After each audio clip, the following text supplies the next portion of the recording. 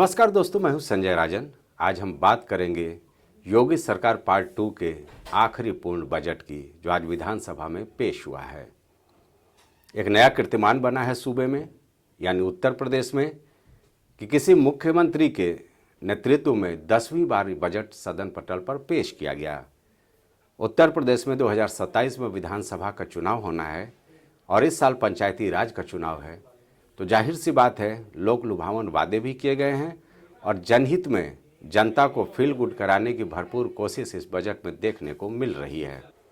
दरअसल ये सूबे के लिए एक नया कीर्तिमान भी है कि किसी एक मुख्यमंत्री के नेतृत्व वाले सरकार ने लगातार 10वीं बार अपना बजट उत्तर प्रदेश विधानसभा में पेश किया है। वैसे चुनावी साल है तो जाहिर सी बात है कोई भी सरकार अपना पिटारा जनहित की ज़्यादा से ज़्यादा योजनाओं के लिए खोलती है। लोक लुभावन वादे भी किए जाते हैं। इसका पुट साफ तौर पर आज पेश हुए साल 2026-27 के योगी सरकार के बजट में दिखाई दे रहा है। बजट पर विश्लेषण तो हम आगे करेंगे, लेकिन पहले आपको एक नज़र दिखा दें कि योगी सरकार में वित्त मंत्री सुरेश खन्ना के पिटारे से क्या कुछ निकला है और बजट का आकार प्रकार कैसा है। ग्राफिक्स इन तो बात को समझ लीजिए। इस बार पेश हुए बजट का आकार करीब 9.12 लाख करोड़ का है, जो पिछले बजट से 12.9% ज़्यादा है। यानी पिछले सरकार के बजट में करीब 1 लाख करोड़ का इजाफा इस बार साफ तौर पर देखने को मिल रहा है। आपको अगर याद हो तो हम बता दें कि 2017 यानी जब योगी सरकार सूबे में सत्ता पर काबिज हुई थी, उस वक्त बजट का आकार महज 3.85 करोड़ का ही था और अब ये आकार 9.12 लाख करोड़ का हो चुका है। यानी करीब करीब 3 गुना ये बजट बढ़ चुका है। मीडिया के भाषा में इसे हम जंबो बजट कहते हैं।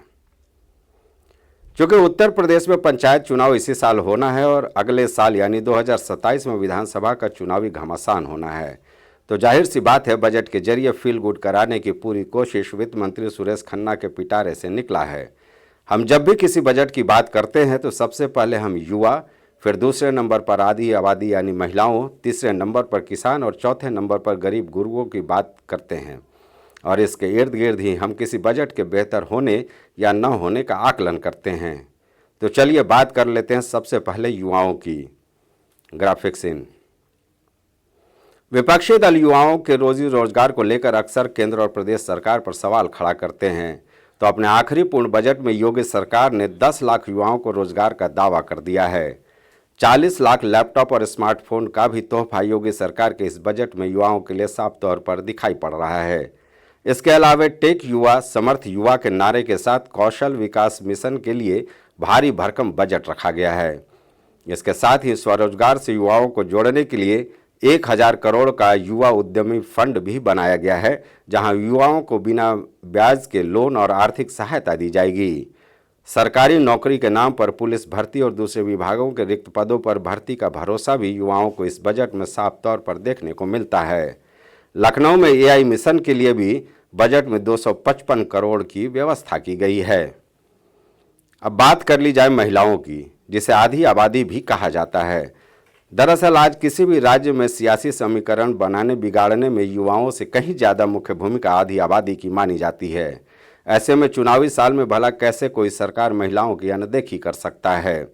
वैसे भी योगी सरकार ने महिला सशक्तिकरण और अपराध रोकने पर खासा ध्यान दिया है। परिणाम चाहे जो हो, सरकार को सफलता मिली या नहीं, यह विश्लेषण का विषय हो सकता है, लेकिन प्रयासों में तेजी आई और महिलाएं भी लगभग इन प्रयासों से संतुष्ट हो रही हैं। ग्राफिक्स इन महिलाओं के बजट की बात की जाए तो बेटियों की शादी के लिए दिए जाने वाली रकम 50,000 से बढ़ाकर 1 लाख रुपये कर दी गई है। इसके अलावा रानी लक्ष्मीबाई योजना के जरिए बालिकाओं के स्कूटी वितरण के लिए 400 करोड़ रुपए की भारी भरकम राशि का प्रावधान इस बजट में देखने को मिलता है। महिला सुरक्षा सेफ सिटी परियोजना पर खासा जोर दिया गया है। विशेष स्किल डेवलपमेंट और जॉब प्लेसमेंट सेंटर, बीसी सखी योजनाओं को विस्तार देना, महिला सामर्थ्य योजना जैसे दूसरे पहल भी योगी सरकार पार्ट 2 के आखिरी बजट में साफ तौर पर देखा जा सकता है। अक्सर ऐसा देखा जाता है कि जब भी वित्त मंत्री, चाहे वो केंद्र सरकार हो या फिर राज्य सरकारें, बजट भाषण को थोड़ा दिलचस्प बनाने के लिए कविता या शेर व शायरी का भी इस्तेमाल करते हैं। सुरेश खन्ना ने भी अपने बजट में कुछ अलग अंदाज में कहा कि दिया जलाकर रोशनी कर दूं जहां अंधेरा है। अब बात कर ली जाए किसानों की।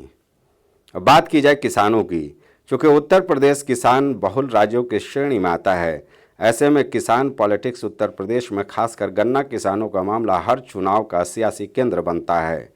और इसी किसानी राजनीति से मुलायम को धरती पुत्र कहा गया और चौधरी चरण सिंह की एक अलग पहचान बनी। योगी सरकार के आज के पेश हुए बजट में सबसे पहले तो खुशखबरी गन्ना किसानों के लिए आई है। 30 रुपये प्रति क्विंटल गन्ना की कीमत बढ़ाने का ऐलान कर दिया गया है। सरकार का आकलन है कि इस कीमत बढ़ोतरी से किसानों को करीब 3,000 करोड़ का सीधा अतिरिक्त फायदा होगा। हालांकि मैं जानता हूं कि किसानों के कई गुट इस कीमत बढ़ोतरी का स्वागत करेंगे तो कई इसका विरोध भी। इसके अलावा मुफ्त बिजली, फसल खरीद, फसल बीमा योजना, प्रधानमंत्री किसान सम्मान निधि को लेकर किसान हित का दावा बजट में पेश किया गया है। एग्रो एक्सपोर्ट हब बनाने की भी एक नई पहल इस बजट में साफ तौर पर देखने के लिए मिलती है। अगर किसानों की बात की जाए या कृषि क्षेत्र की बात की जाए तो बजट में करीब 11,000 करोड़ की भारी भरकम रकम की व्यवस्था की गई है। अब हम बात कर ले कुछ जनहित से जुड़े आम जन के लिए प्रावधानों की। मेरे ख्याल से इस श्रेणी में सबसे पहले बात करूंगा स्वास्थ्य की। 14 नए मेडिकल कॉलेज बनाने का दावा इस बजट में एक बेहतर पहल कही जा सकती है। हालांकि मौजूदा समय में स्वास्थ्य को लेकर सरकारी अस्पतालों या निजी अस्पतालों के हालात संतोषजनक नहीं कहे जा सकते। सीएचसी या पीएचसी की बात की जाए तो मरीजों को आए दिन दिक्कतों का सामना करना पड़ता है, लेकिन इस बजट का 6% हिस्सा चिकित्सा स्वास्थ्य विभाग को देकर मामले को दुरुस्त करने का प्रयास योगी पार्ट 2 के आखिरी पूर्ण बजट में जरूर दिखाई दे रहा है। शिक्षा विभाग पर भी करीब 12.4% की व्यवस्था देखने को मिल रही है, जिसमें पहले से चली आ रही स्मार्ट क्लास योजना समेत तमाम योजनाओं को विस्तार देने की व्यवस्था इस बजट में देखने को मिल रही है।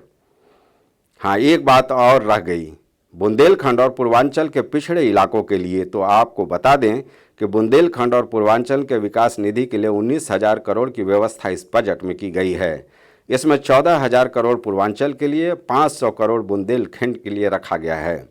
बुंदेलखंड कानपुर में चल रहे डिफेंस कॉरिडोर परियोजना के लिए 156 करोड़, बुंदेलखंड औद्योगिक विकास प्राधिकरण के विस्तार के लिए फंड की व्यवस्था की गई है। तो ये रहा योगी सरकार पार्ट 2 के पूर्ण बजट का आकलन। हालांकि बजट को लेकर ये कोई नई परिपाटी नहीं है। सत्ता पक्ष अपने बजट को ऐतिहासिक बताता है और विपक्षी दल इसे जनता के साथ छलावा या धोखा बताते हैं। कुछ इसी तरह की प्रतिक्रिया योगी सरकार पार्ट 2 के इस पूर्ण बजट को लेकर भी देखने को मिल रही है। चाहे समाजवादी पार्टी की बात की जाए या कांग्रेस समेत तमाम विरोधी दलों की, सबने इस बजट की आलोचना की है। तो चलिए, आगे कुछ और बेहतर मिलता है बजट का तो निश्चित तौर पर हम आपके सामने लेकर आने की कोशिश करेंगे।